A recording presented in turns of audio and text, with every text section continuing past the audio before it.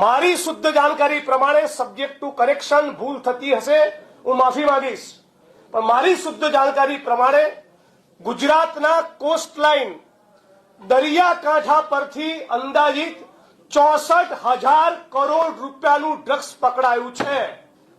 તો આજે એક એક ગુજરાતી જાણવા માંગે છે આ ડ્રગ્સ આપણા ગુજરાતમાં મંગાવી કોણ રહ્યું છે, કોના માધ્યમથી આવી રહ્યું છે?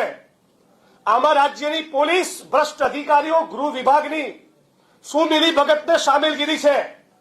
આના ડિસ્ટ્રીબ્યુટર અને સપ્લાયરો કોણ છે? કોણ છે આના એન્ડ યુઝર? એ શું ચાલી રહ્યું છે આપણા ગુજરાતમાં કે શાળાઓની બહાર, કોલેજીસની બહાર, હોસ્ટેલોની અંદર, યુનિવર્સિટીની બહાર છડે ચોક ડ્રગ્સ મળી રહ્યું છે। ગાંધી અને સરદારના ગુજરાતમાં આવો દિવસ ભૂતકાળમાં, ઇતિહાસમાં આપણે કદી નથી જોયો। આ ગુજરાતના ગૌરવ અને ગુજરાતની અસ્મિતાને ખંડિત કરવામાં આવી રહી છે। આપણા ગુજરાતના લલાટ ઉપર કલંકની કાળી ટીલી ભારતીય જનતા પાર્ટી લગાડી રહી છે।